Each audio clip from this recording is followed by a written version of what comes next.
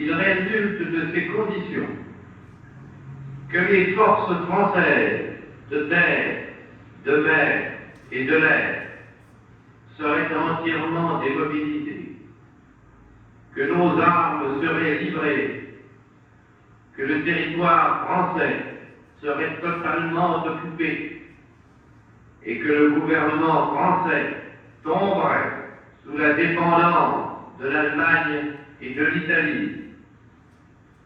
On peut donc dire que cet armistice serait non seulement une capitulation, mais encore un asservissement.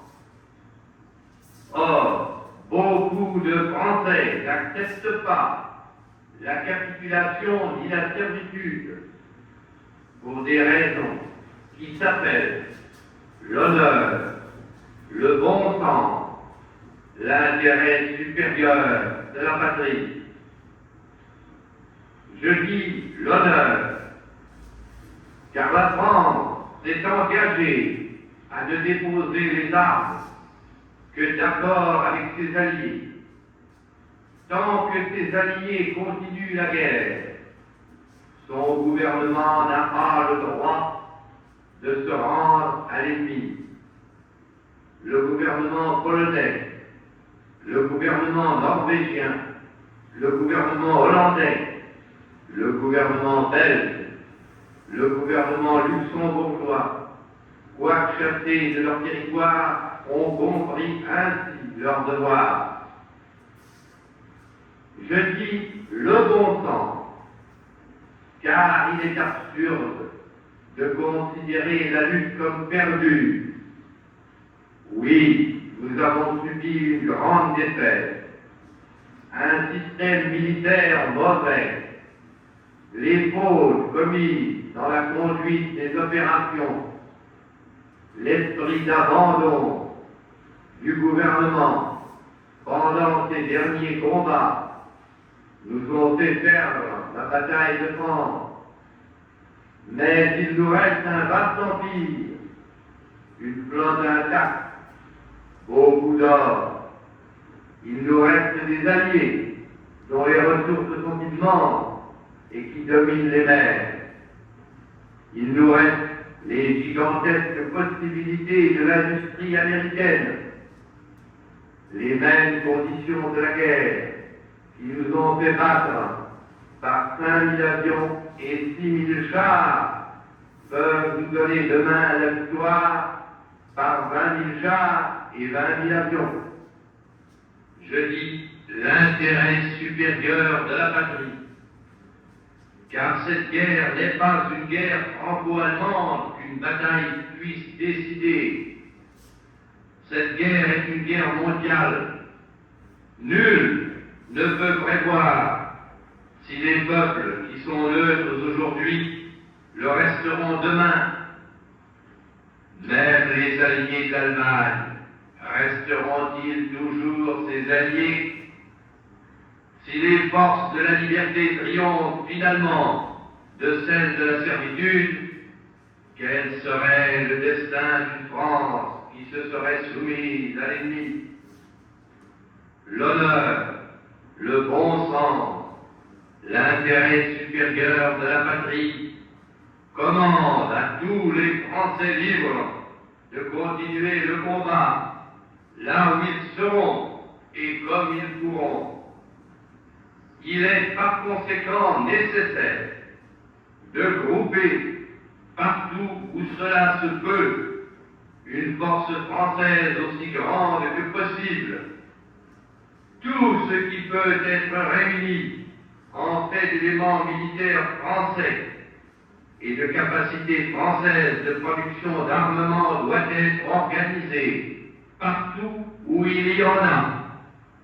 Moi, Général de Gaulle, j'entreprends ici, en Angleterre, cette tâche nationale.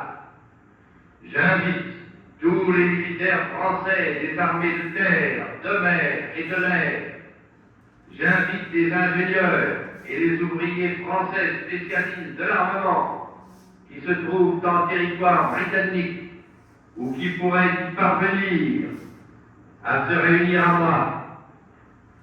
J'invite les chefs, les soldats, les marins, les aviateurs des forces françaises de terre, de mer, de l'air, où qu'ils se trouvent actuellement, à se mettre en rapport avec moi. J'invite tous les Français qui veulent rester libres à m'écouter et à me suivre. Vive la France, libre, dans l'honneur et dans l'indépendance.